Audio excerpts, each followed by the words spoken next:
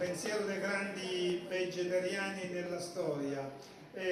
La cosa più importante, io dicevo, che i grandi pilastri proprio della morale, della spiritualità del mondo sono coloro che hanno indicato il vegetarismo come strada da seguire per l'elevazione spirituale, per la pace dei popoli, eccetera, eccetera.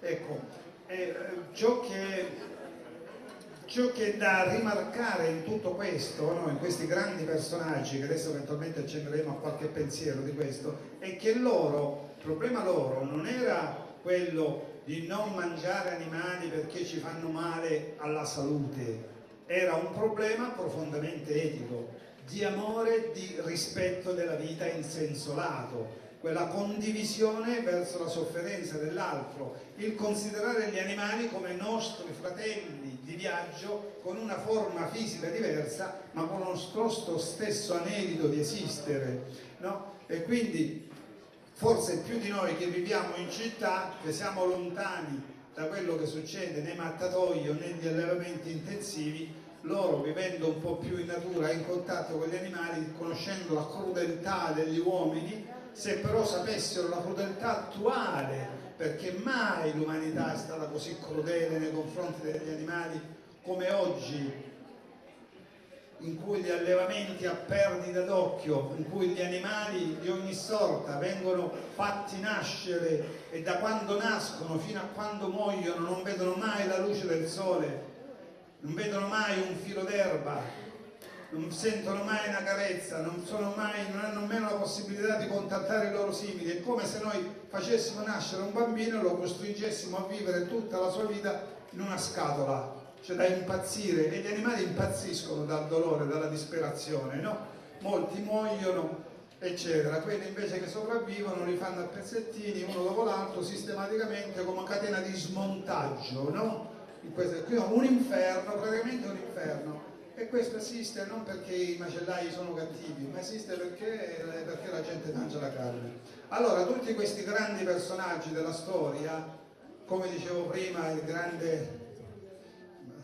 si potrebbe passare in rassegna tutti i più grandi, no? Pitagora per esempio diceva: l'umanità non conoscerà mai né la felicità né la pace finché continuerà a massacrare gli animali nei mattatoi. George Herman diceva una frase molto bella, un altro filosofo più recente, che diceva: finché esisteranno i mattatoi esisteranno i campi di battaglia.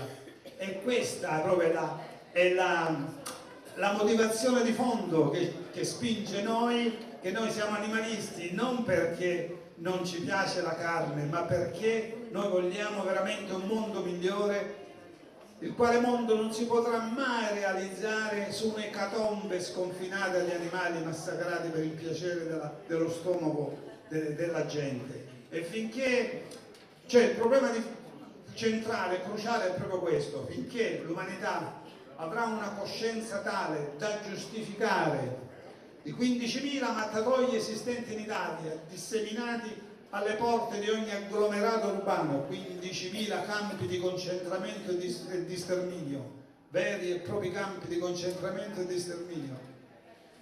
Finché la gente accetterà questo stato di cose come una cosa normale, finché la gente è in grado di barattare la vita, il dolore, la sofferenza dell'altro con il suo piacere, non possiamo stare tranquilli, non abbiamo proprio la possibilità di realizzare un mondo migliore su queste basi, su questa insensibilità.